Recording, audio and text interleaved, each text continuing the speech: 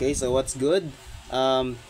So this might help you guys to for your quiz or in calculus or something. So meron tayo dito absolute value refresher. So sabi natin sa absolute value, meron tayong two cases. Kasi mabilis lang to since refresher lang naman to for you. So ito kasi, itong absolute value of x, meron tayong two cases. Kung positive yung x mo, ibig sabihin nun, when x is greater than or equals to 0, so ibig sabihin, nag-a-approach siya pa right. Pero kung negative naman siya, let's say negative x, when x is less than or equals to 0, nag-a-approach naman siya sa left, which is yung negative and then yung positive region ng number line. Sabi rin natin na yung shaded, included siya sa interval or dito mismo sa kung ano man yung nalagyan natin ng number or lalagyan natin ng shade or parang pointer dito mismo sa number line. Kapag hollow naman, not included. So, halimbawa, negative 1, ayan, x1. So, ibig sabihin, x is less than or equal to 1 but greater than or equal to negative 1. So, bale, parang paganto siya. Ayan. So, kung mapapansin nyo, shaded siya kasi gumamit tayo ng symbol dito na greater than or equal and less than or equal. Kasi ito kasing mga sign na to, since meron silang equal, ibig sabihin nun, kasama siya sa interval or kasama siya sa parang scope nung mismong nung mismong ina-identify natin na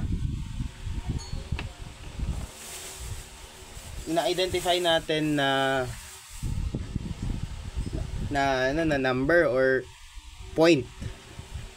Paano naman kuya pag ganito? Okay, wait lang. Ayan. Let's say, ito yung 0. 0 natin to. Tapos, nagano tayo ng negative 2 x. Paano naman kuya pag ganyan? So, bale, let's say ito yung 1, negative 1, negative 2. Para maano natin yan, para ma-identify natin or ma-point natin kung saan to. Ito yung 1, di ba? Ayan. Shaded siya kasi meron tayong greater than or less than or equal na operation. And since naka-greater than or less than or equal siya na symbol or nakaganto siyang symbol, shaded yan. Kasi equal siya or kasama siya dun mismo sa interval na lalagyan natin ng point. So, ito yung 1 natin. Nag-shade na tayo. Kuya, paano naman tong nasa yung negative 2? Kung mapapansin nyo, ito lang yung operation niya. Wala siyang guhit sa baba. Wala siyang identifier na kung equal ba siya sa sa interval na yun o hindi. So, gagamit lang tayo ng hollow. Ito. So, negative 2 to. Ayan. Ganyan lang yung ganyan lang yung parang yung interpretation niya. Okay. So, now, head tayo sa iba pang examples na aside sa pinagagawa natin dito, hanap tayo ng examples na pwede nating i-solve or pwede nating ma-evaluate in absolute value. Wait lang. So, let's say, wait lang, ano pa pala? Magbigay din tayo ng note. Ayan. Note muna tayo bago tayo magbigay ng examples. Sensya na. So kapag meron tayong x, tapos may A tayo sa may A tayo sa gilid or sa right side, i-assume na natin na split yan, na parang ganito yung yung magiging form niya kapag meron kang absolute value of x dito, tas meron kang specific na number dito given, let's say A. So magsi-split yung dalawa dyan, yung isa positive and yung isa negative, kasi pinapagitnaan siya eh. So parang ganito lang interpretation yan.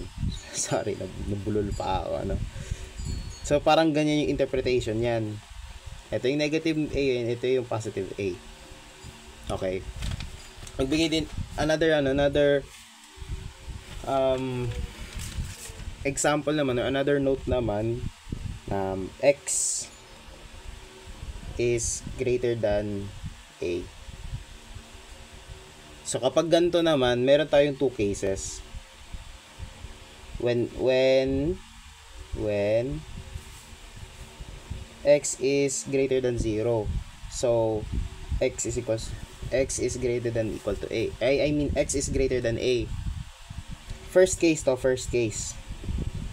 nabubulol ako. And second case,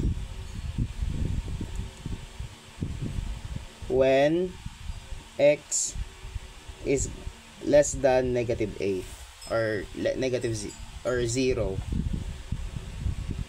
Kasi may mga ganito kasing cases, lalo na kung ganito yung natin, yung form natin. Mag-a-assume tayo na dalawang case yung meron dyan. So bale, yung first case, when x is greater than A, which is papunta siya ng positive side. And yung second case naman natin is when x is less than 0 or x is less than negative A. Tama. So bali ang magiging niyan, x negative A.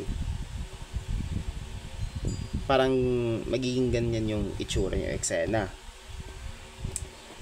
Now, try na tayo ng examples para ma-demonstrate natin tong mga notes na pinagsasabi natin o pinagsusulat natin dito. Saglit lang. Ayan.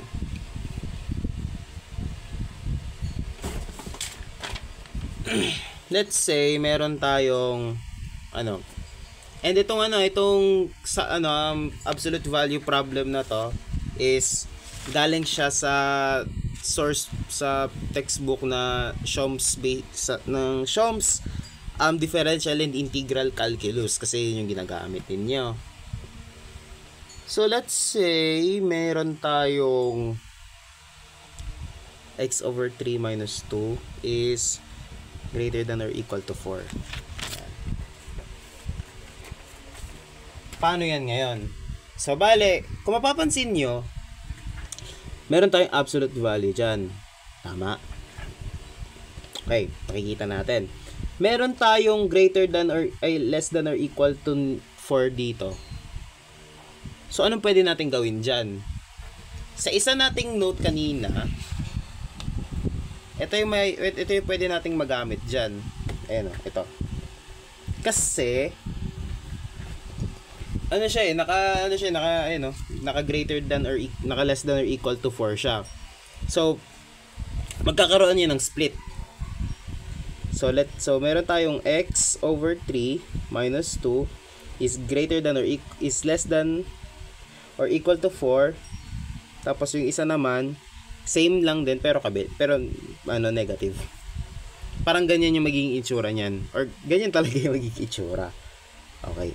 So ang gagawin natin diyan, ipa-plus natin both sides of the equation or by 2 para ma-isolate talaga natin totally yung x natin dito. Para x over 3 na lang yung matitira.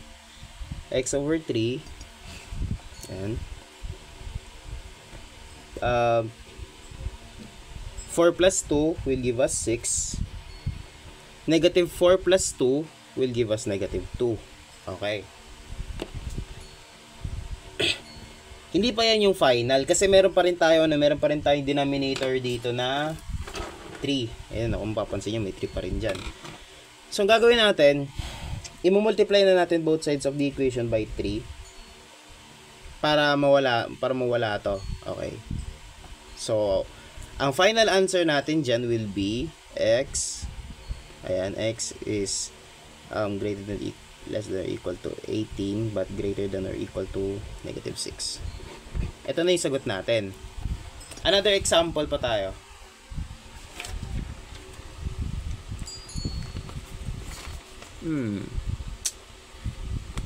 Yan. Paano naman pag may ganito tayo? Okay. 3x minus 7 is less than 2.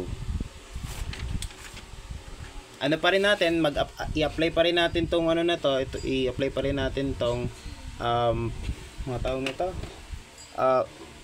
Yung parang ni-note natin kanina na absolute value of x is less than a. Magkakaroon niya ng split negative a. Same lang yung mangyayari dito. Okay. So bale 3x minus 7 is less than 2, greater than equal to negative 2. Ayan. Ay greater than negative 2. So na-set up na natin yung equation natin, 'di ba? Yung magiging ano natin, yung sasagutan natin. So ang mangyayari niyan, ipa-plus na natin siya both sides of the equation by 7. So 3x is 9, tapos yung sa kabila is 5. Okay. Para ma-isolate talaga natin yung x dito, kailangan natin siya i-divide both sides by 3. So ito, magiging 3 na lang to kasi 9 divided by 3 will give us 3. And ito, hindi naman natin to masisimplify pa. So ang x natin ngayon is 3. Tapos yung sa kabila naman is 5 over 3. Ito na yung sagot. Ahead pa tayo sa isa pang example.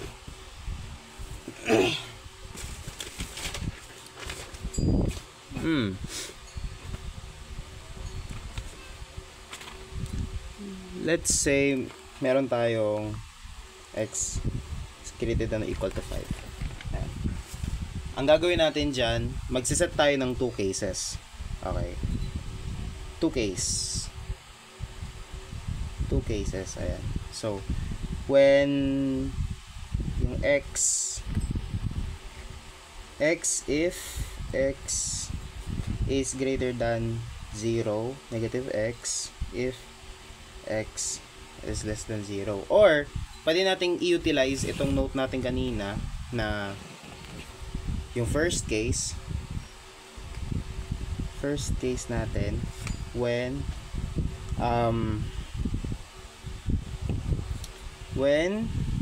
x is greater than or equal to 5.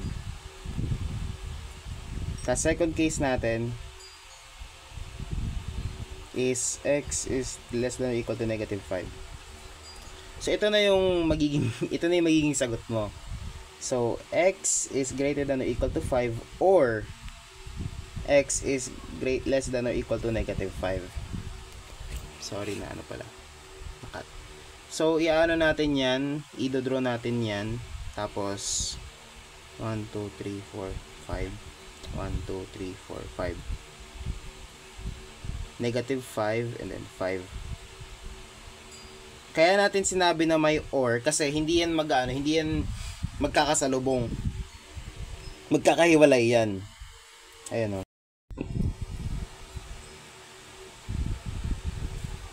Magkakahiwalay yan. Based on the number line Ayan. So, head pa tayo sa isa pang example. Right? Another example for today. For this topic, absolute value. And this is just a refresher. So, please bear with me kung hindi ko masyadong ma-explain na maayos. So, meron tayong problem dito na 2x. Absolute value of 2x minus 3 is equals to 7. Kuya, paano yan? Kasi may equals na hindi na siya greater, less than, greater than, equal, less than or equal. Paano yan? So, magko-consider tayo ng 2 cases. Consider 2 cases. 2 cases. Yung una, 2x minus 3, absolute value 2x minus 3 is equals to 7. Okay? Or tanggalin na natin yung absolute value. 2x minus 3 is equals to 7. Ito first case. Okay? Second case natin is 2x minus 3 is equals to negative 7. Okay? Now, paano natin i-evaluate yan? Punta muna tayo sa first case. First case natin is 2x minus 3 is equals to 7. Gagawin natin dyan, ipagpa-plus na muna natin both sides of the equation. Itong part na to tsaka ito, by 3. So, makagka-cancel yung negative 3 and 3 dito. And ito, 7 plus 3 will give us 10. Now, para talagang ma-isolate natin yung x and para mahanap talaga natin yung actual value ng x, i-divide natin siya both sides by 2. So, x is equals siya sa 10 divided by 2 will give us 5. Now, head tayo sa second case. Second case natin is 2x minus 3 is equals to negative 7. Negative naman yung yung i-consider natin. So, 2x minus 3 is equals to negative 7. I-add lang natin ulit both sides of the equation by 3. Magka-cancel yan. And 2x is equals to negative 7 plus 3 or 3 minus 7 will give us negative 4. Para ma-isolate ulit talaga natin yung x, kailangan natin i-divide both sides by 2. So, x is equals to negative 4 divided by 2 or basically, x is equals to negative 2. So, therefore, ang magiging notation natin dyan or interval notation natin dyan is negative 2 to 5. Ito na yung solution set natin. Another example. Okay. So, ito, topic ko lang muna yung papel ko para maayos tingnan.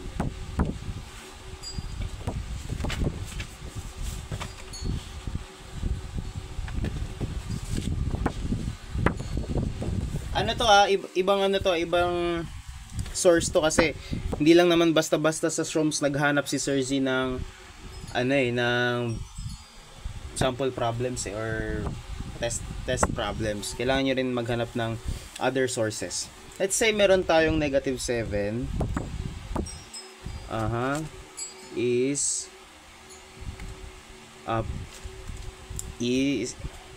negative 7 times the absolute value of x minus 2 equals to negative 21. Paano yan? Papapansin nyo, meron tayong coefficient dito na negative 7. And sabi nga natin, and lagi lang natin ino-note na ang absolute value is hindi siya nagpo-produce ng negative value. Okay? Kasi for example, meron kang negative 3 yan. Hindi siya maglalabas ng negative number kasi yung absolute value is always positive. Or always positive yung pinoproduce niya. No matter kung ano yung magiging sagot. Though pwedeng maging negative na sa loob pero i-convert niya yan into positive. So, head na tayo dito ulit. Now, since may nakikita tayong numerical coefficient dito na negative 7 and ito rin is negative, i-divide natin both sides of the equation by negative 7. Negative 7, negative 7. So, bale, ito, magka-cancel to. And negative 21 divided by negative 7, or ano lang yan, 3. 3 lang yan. Kasi 3 times 7 will give us 21. So, 3 na lang yan. Okay. Now, kapag nahanap na natin to, or kapag nahanap na natin yung mismong value niyan, which is ganito na yung magiging form, isi-split ulit natin siya into two cases. X minus 2 is equals to 3 and x minus 2 is equals to negative 3. Okay, first case, second case. Ayan. Tapos, ito, x minus 2 is equals to 3. Ipagpa-plus lang natin both sides of the equation by 2. Kaya ang magiging ano niyan, x is equals to 3 plus 2 will give us 5. Now, dito naman sa isa pang example, or dito sa isa pang case. X minus 2 is equals to negative 3. Add lang natin both sides. So, ang magiging sagot natin dyan, x is equals to negative 3 plus 2, or 2 minus 3, will give us negative 1. So, ang magiging solution set natin dyan is negative 1, then 5. Okay.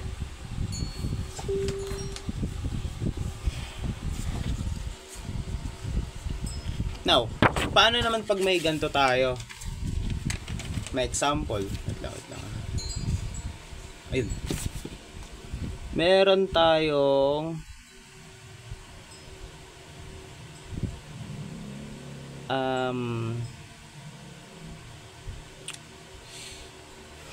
wait lang. 3x minus 1, 2x plus 3 is greater than 0. Paano yan? So, natin, iisa-isahin natin tong mga given natin dito na i-equate siya or isapal itong negative itong greater than 0 sa equation natin or sa sa mga given expressions natin. So 3x minus 1 is greater than 0. Paano yan? Ipagpa-plus lang natin both sides of the equation by 1. Then 3x is greater than 1. Divide natin both sides of the equation by 3. Kaya ang magiging sagot natin is x is greater than 1/3. Now, next naman. Ito namang 2x plus 3. 2x plus 3 is greater than 0. Okay. I-subtract lang natin both sides of the equation by 3. So, 2x is greater than negative 3. Pero, huwag kayo magugulat mamaya kung mag-switch siya ng kung mag-switch siya or gawin na natin na i-switch yung yung mismong sign. Kasi nag-negative siya, 'di ba? So from positive, nag-turn siya, nag-switch siya ng side into negative. Then divide natin both sides of the equation by 2. Kaya ang mangyayari niyan is x is less than negative 3 half. So ang magiging natin diyan, x is greater than 1/3 or x is less than 3 halves. Or siya or yung statement niya or yung panggitna niya na statement kasi kung i-graph natin yan or kung isusulat natin yan sa number line, let's say ito yung 0. Ito yung 1/3. Tapos ito yung sabihin natin ito yung 3 halves, negative 3 halves. Ayan. Ito yung 1/3. Kung mapapansin nyo, greater than 1/3. So bale, shaded, hindi siya shaded, hollow siya pero papunta siya ng right side. Kung natin, kung i-graph natin or kung i-interpret natin siya using using absolute value. Ayan. Tapos negative 3 halves, kung papansin nyo dito, less than. So ibig sabihin, pag ganun yung punta niya, pa left side. So ibig sabihin, hollow pag ganun. Okay? So head tayo another example pa. Or hanap po tayo sa pang example.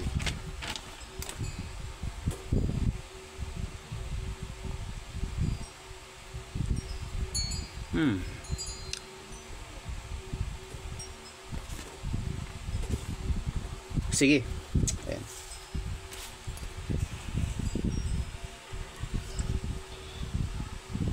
Excuse me. Yan. X minus 2 is less than 1/2. Paano yan? Paano natin evaluate yan? So kanina meron tayo ano, 'di ba? Meron tayong ni-note kanina, 'di ba? Na x is greater than a, greater than or equal to a, equal lang yan sa x is less than or equal to a but greater than or equal to negative a. Pwede natin siya i-convert from this to this. So bale x minus 2 is less than 1/2, tas yung isa sa ano, negative 1/2. Ayan. So paano na yung gagawin natin dyan, Kuya Den? Wala na, yan lang natin, ipagpa-plus lang natin siya both sides of our equation by 2. So wait lang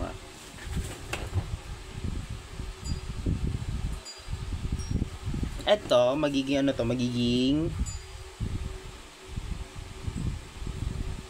yung x natin, ayan,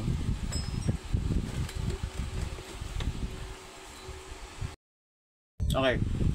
So rework natin yung problem medyo nalito ako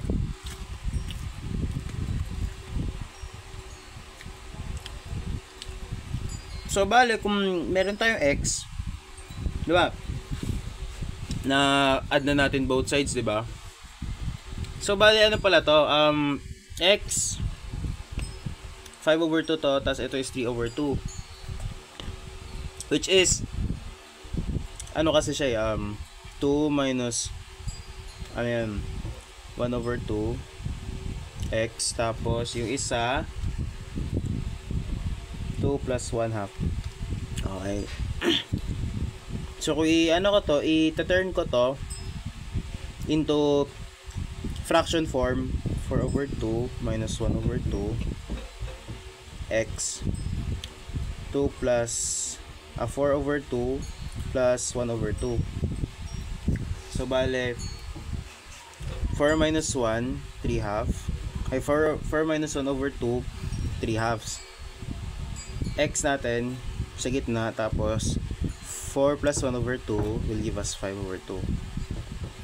Medyo namali lang ako kanina sa parang interpretation ko kasi hindi ko siya totally napansin ng masyado, napansin ng maayos. Nanap ko pa yung calculator ko. So ayun, head tayo sa another example. Okay, so another example is x minus 2 over x plus 1 equals to 1/2. Okay. So, since equal siya, hindi siya nag-introduce ng greater, less than, greater than or equal, and then less than or equal. Pwede tayo mag-consider ng two possible cases. So, case 1, consider x minus 2 over x plus 1 is equals to 1/2. Tapos yung case 2 naman, consider x minus 2 over x plus 1 is equals to negative 1/2. Okay. So ang gagawin natin dyan, since pareha sila may denominator, di ba? Ang unahin muna natin dyan is yung yung 1/2. I-multiply lang natin both sides, kaya magiging 2 x minus 2 over x plus 1 is equals to 1. Tapos ang susunod pa niyan na gagawin natin dyan is i-multiply lang ulit natin, magmumultiply ulit tayo ng denominator, pero this time x plus 1 na. Okay, multiply natin both sides, kaya matitira sa atin is 2 x minus 2, quantity x minus 2 is equals to x plus 1 na lang yan. Kasi, since 1 lang naman to, wala na tayong totally problema dyan. Kasi, kapag dinistribute mo dyan, x, 1 times x is x, 1 times 1 is equals to 1 pa rin. Okay? So, i-distribute na natin yan, 2x minus 4 is equals to x plus 1. Ang gagawin natin dyan is i-add natin both sides of the equation by 4. Excuse me. 2x is equals to x plus 1 plus 4 or 4 plus 1, 5. Okay. Tapos, para makuha natin yung sagot ng x natin dito sa kabila, subtract lang natin both sides of the equation by x. So, 2x minus x will give us x na lang. Kasi 2x minus 1x will give us x. So, x natin is equals to 5. Paano naman yung sa second case? Ayan. Second case tayo. Ganun ulit, i-multiply ulit natin both sides of the equations by their denominators or respective denominators. Yung sa una muna is yung negative 1 over 2. Itong x plus 1. It doesn't matter kung ano yung uunahin yung i-multiply, kung ito ba or ito, both sides, kasi same lang din naman yung mangyayari yan. So, bale, x plus 1. Ayan. X plus 1. X plus 1. Magka-cancel. Okay. And then, ang susunod nating i-multiply dyan will be yung 2. So, x minus 2 is equals to negative 1 x plus 1 over 2 times 2 times 2. Magka-cancel yun to sa kabila. So, bale, magiging 2x minus 4 ulit yan. Diniretso ko na yung multiply ha, or yung distribution. So, negative x minus 1 yan. Okay. So, bale, ang pwede kong gawin dito is i-add natin both sides of the equation by 4 para mag-cancel and para maging isolated yung x natin dito sa kabila. So, 2 is equals to negative x plus 4 minus 1 or 1 plus 4 will give us 3. para malaman natin or para mawalan tayo ng negative x dito sa kabila, i-add natin both sides of the equation by x. So, 2x plus x will give us 3x. Equals to 3. Yan, sufficient na ba yan? Hindi pa. Kaya i-divide na lang natin para maging sufficient yung sagot natin. 3 divided by 3 will give us 1. So, x is equals to 1. Therefore, ang solution set natin dyan will be 1 and then 5. So, kung i-draw natin yan, ito ay 0, 1, 2, 3, 4, 5. 1 to, ito yung 5. Ayan. Parang ganyan yung magiging itsura niyan kung i-evaluate natin using number line. Now, another example. Wait lang. Hanap pa ako ng problem dito. Okay.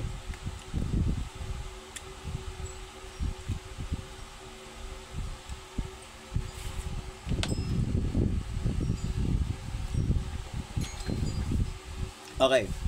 So, proceed tayo. So, let's say, meron tayong absolute value of negative 9x plus 10 is equals to positive absolute value of 11x. Putek, nalimutan ko. 11x. So, anong gagawin natin dyan? Introduce ulit tayo ng two cases. Case 1. Consider na positive tong nasa na nasa yung nasa right side. So negative 9 plus negative 9x plus 10 is equals to 11x. Let's say ganyan muna. I-set up muna natin. And case 2 natin, consider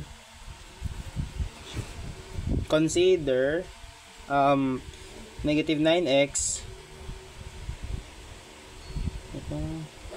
rewrite ko ulit, negative 9x plus 10 is equals to 11x. Okay, negative 9x plus 10 is equals to negative 11x. So bale, ano muna natin, nagko-consider muna tayo. I-consider muna natin yung both cases. Unahin muna natin yung case 1. Okay. So, negative 9x plus 10 is equals to 11x. Paano yan i-evaluate? Kung papansin nyo, siya lang yung mag-isa dito sa ano niya, diba? Sa, yung 11x lang yung mag-isa dyan. And meron din tayong 9x dito. So, pwede nating pagsamahin yung like terms by,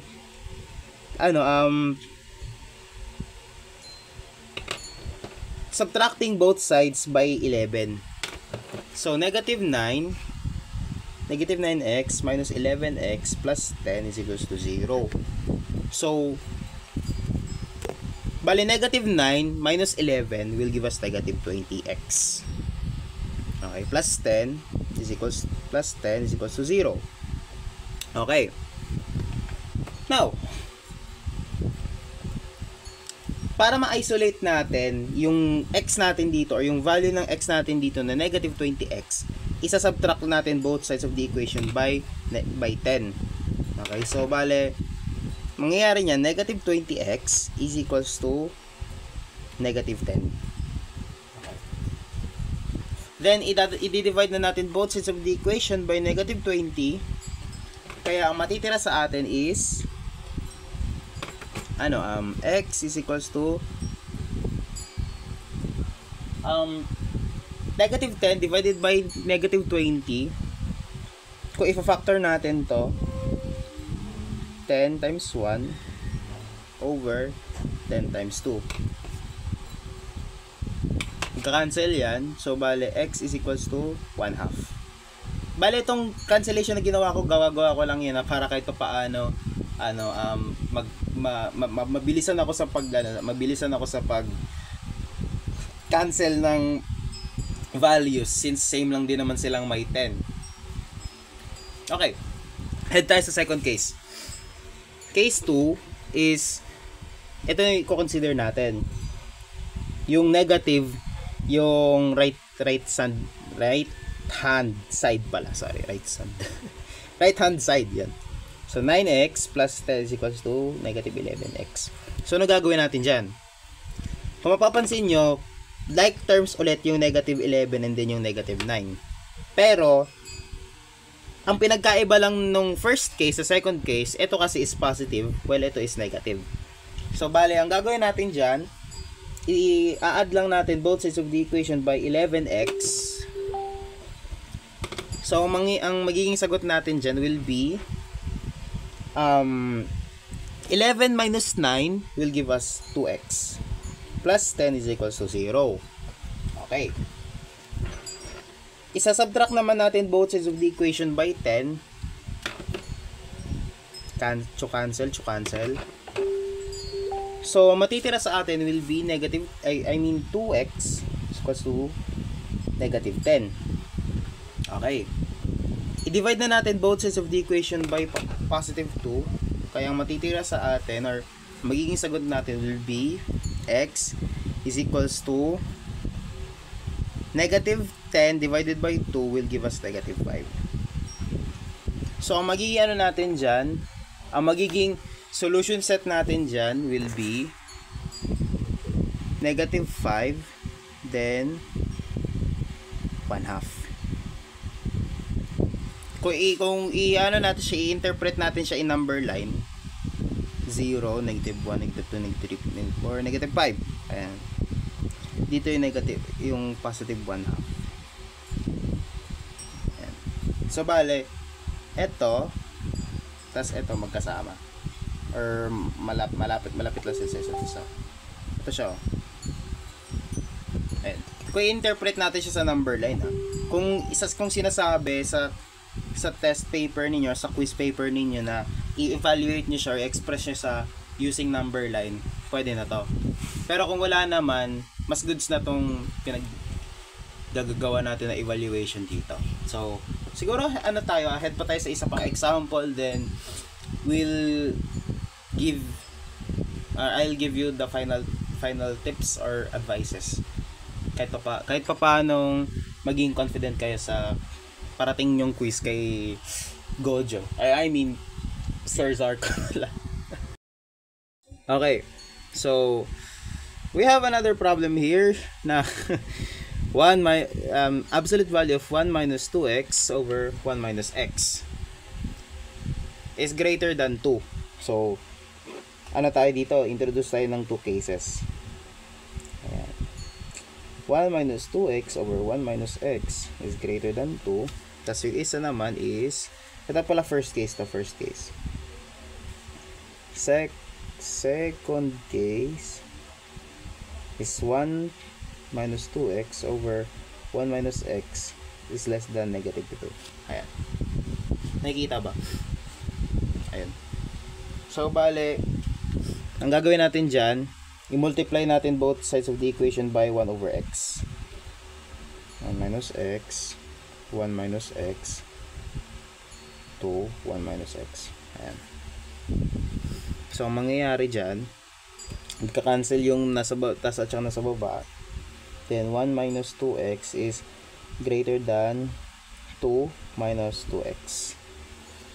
Okay. So, anong pwedeng gawin natin dito? So, kung mapapansin nyo, meron tayong similar term. Yung negative 2x and then yung negative 2x natin. Bale, ano natin to? Ipagpa-plus natin to both sides by 2x. So, bale, 1 is greater than 2. Totoo ba na 1 is greater than 2? False yan. So, hindi ito yung magiging solution. Paano naman pag ganito? Okay. So, bale, head tayo sa second case. So, 1 minus 2x over 1 minus x is less than negative 2. Multiply ulit natin both sides of the equation by the denominator. Okay. So, bale, mawala to. Tapos, 1 minus 2x is less than negative 2 plus 2x. Bakit plus? Kasi, kung dinistribute mo to, negative 2. Kung dinistribute mo to, 2 times negative x will give us positive. Negative 2 times negative x pala will give us positive 2x. So, ang gagawin na natin dyan, ipagpa-plus natin both sides of the equation by 2. 2x. Ayan. Magka-cancel na yun dyan. So, 1 is less than negative 2 plus 4x. 4x na 4. Okay. So, add natin both sides of the equation by 2 para ma-isolate natin yung 4. So, bale, 3 is less than 4x. Divide natin both sides of the equation. So, bale, x is 3/4 is less than x. Or, kung aayusin natin yung niyan, x is greater than or equal to 3. X is greater than 3/4. Now, check natin yung alternate solution. Kasi ang ginawa natin is 'di ba? Dito tayo nag-base. So, ang gagawin ko diyan, 1 minus 2x. Doon na tayo sa 'di ba? Doon na tayo sa na multiply na natin both sides of the equation by the denominator nitong expression na to. So, negative 2 plus 2x. So, negative 2 x, negative 2x. Okay? So, bali, negative 4, negative, 1 minus 4x pala. Or 1, then negative 4x is less than negative 2. So, kung isa-subtract natin both sides of the equation by 1, negative 4x is less than negative 3. Okay? Kung mapapansin nyo, mag-flip na yan ng side. Negative 4, cancel both sides. And since negative siya, from negative, magpa-positive yan. So, bale, mag-flip siya ng side. So, x is greater than 3/4. Same lang yun dito. So, bale, chinek ko lang. Nag-double check lang ako kasi baka mali yung naging sagot ko. Or baka naging mali yung evaluation ko. So, ano pa ba? Ano pa bang problem? Wait lang. Check pa tayo ng another example.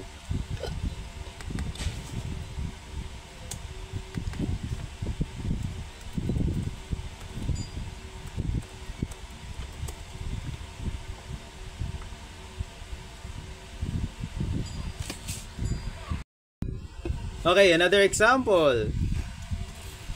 Saan ba? Ayan. Wait. Ayan. Whew. So, bale, meron tayong ano dito,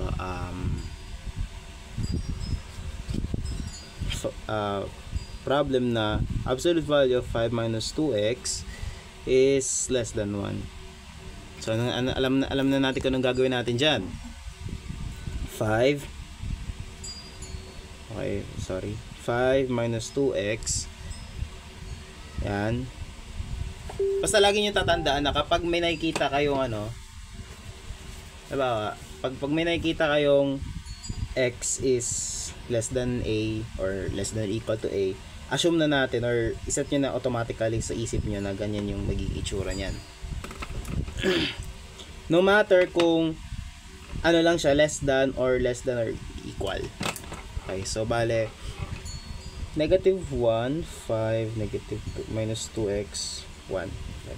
So, bale, isa-subtract natin both sides of the equation by 5 para mag-isolate yung natin, yung negative 2x or yung ma-isolate natin yung value ng x natin sa middle. Ayan. So, negative 1 minus 5 will give us negative 6. Sorry. Ayan. Negative 2x. And then, 1 minus 5 will give us negative 4. Now, para malaman talaga natin kung ano yung magiging sagot ng x natin or kung ano yung magiging interval niya, divide natin both sides by negative 2. And negative 2. So, magiging x natin is 3 and 2. Parang magiging ganyan yung interval niya. Kasi wait lang. Kasi inuna natin to. Nag-subtract tayo both sides. Okay, nag-subtract tayo both sides by 5, 6 over 2, negative 6, negative 4. Divide natin both sides. Ganito yung magiging niya, ganito yung magiging interval notation niya or yung tama yung notation niya or yung magiging solution set niya will be 2 and then 3. Since mas mababa yung 2 sa 3, parang inayos lang natin or inayon lang natin yung magiging sagot natin. Okay. So, last problem siguro tayo. Tingin ko naman, na natin, medyo nakukuha na natin or we're getting the hang of it. Kung sabihin. So, last problem.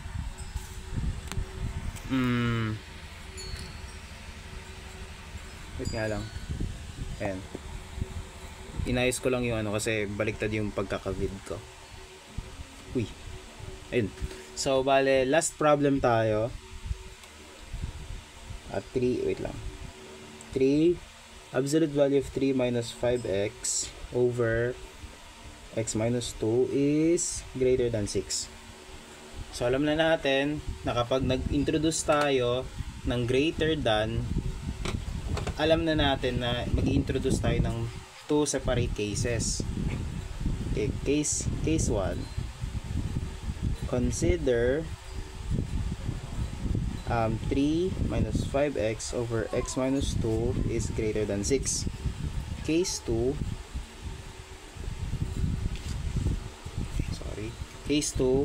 consider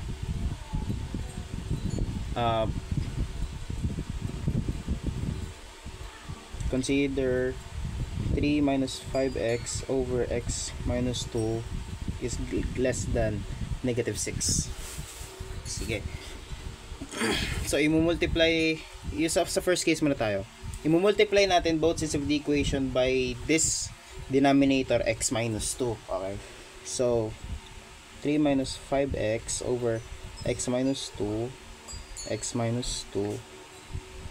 is greater than 6, x minus 2. Magka-cancel yan dyan. So, magiging 3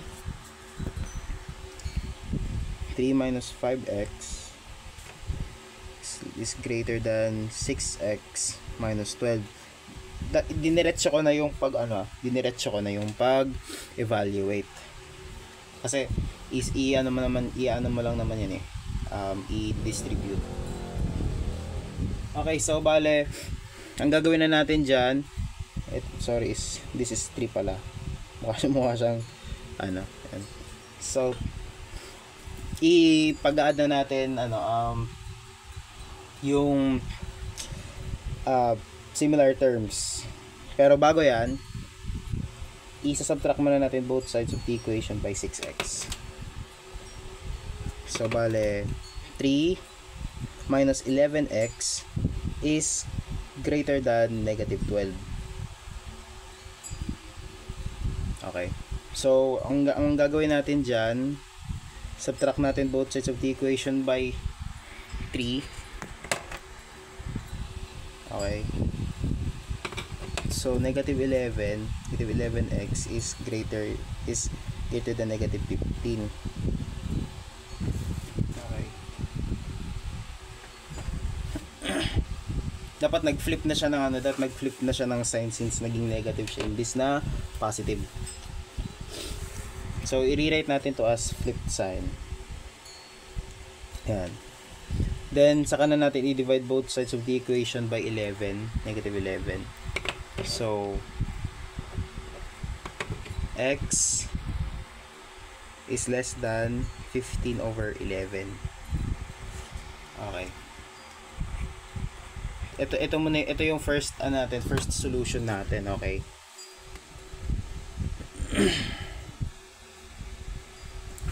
Head tayo sa second case. Okay.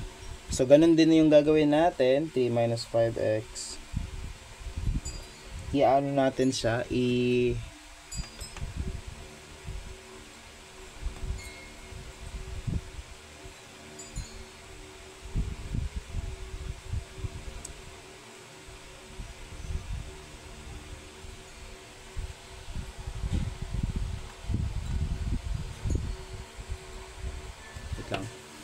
Parang may mali ata akong ginagawa. Wait lang.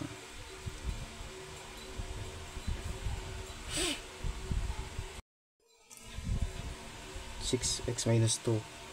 Okay, so bale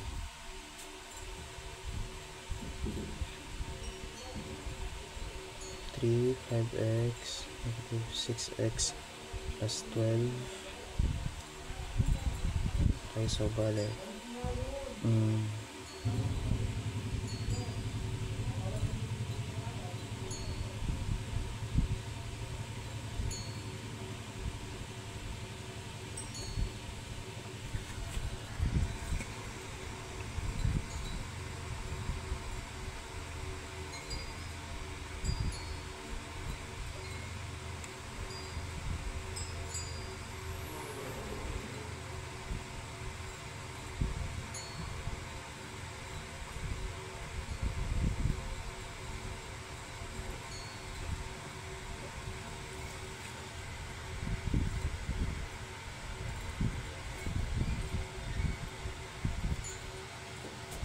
Wait, let me check.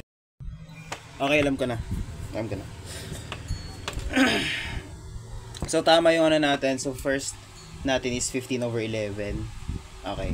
Tapos, yung ano naman, sa case 2 tayo. Case 2. Medyo nag-buffer isip ko dun sa case 2 eh. Case 2 tayo. Case 2, sabi natin, sorry.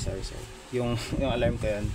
So, sabi natin na case 2 natin is 3 minus 5x over x minus 2 is less than negative 6. Okay. So, ganun ulit yung gagawin natin. I-multiply natin both sides of the equation by x minus 2. Okay, x minus 2.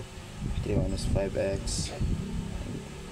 X minus 2 is less than 6. X minus 2. Negative pala. Sorry. So, mawawala to. Ang matitira sa atin is t minus 5x is less than negative 6x plus 12. Okay. So, inano ko na, dinistribute ko na diretso.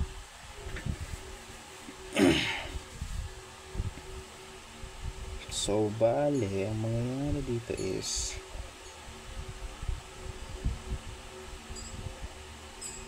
i-ano ko muna.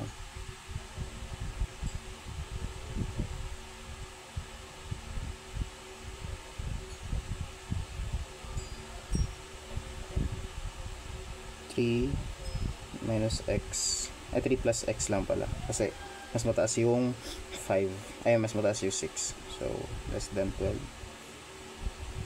minus 3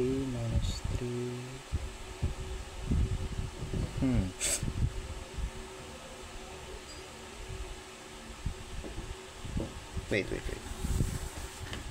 lang.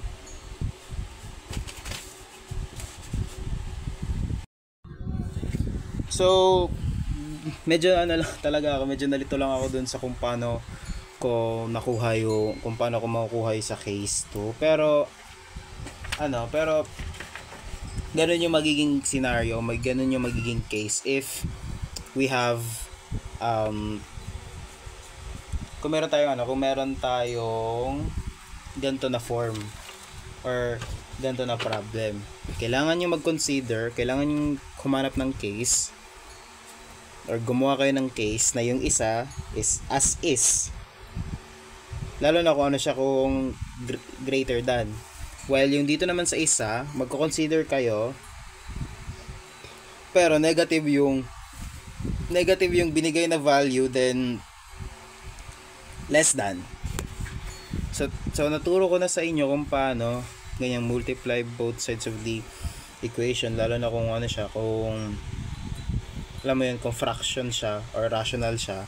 So, i-multiply nyo both sides of the equation by this denominator. Tapos, ang mangyayari niyan, subtract, multiply, distribute, tapos,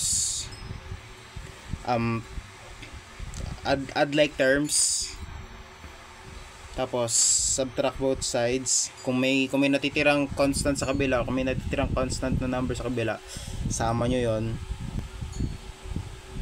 Tapos ayan,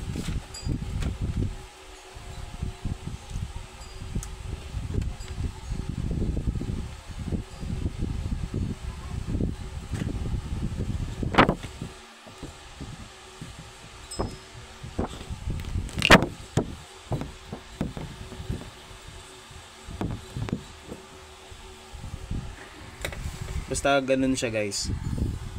Ayan. Tapos para ma-isolate nyo yung x, para makuha nyo talaga yung mismong value ng x, i-divide nyo siya both sides by kung ano yung katabi niya na number. Let's say 11, negative 11, tapos divide nyo both sides. So ganun lang, parang ganun lang yung mangyayari. Pasensya na medyo hindi kayo totally nalinawan, pero kahit pa paano natulungan ko kayo na sana natulungan ko kayo kahit pa paano na mag-evaluate ng absolute values kahit na hindi ko totally siya ma-explain sa inyo ng maayos. Basta ganun lang guys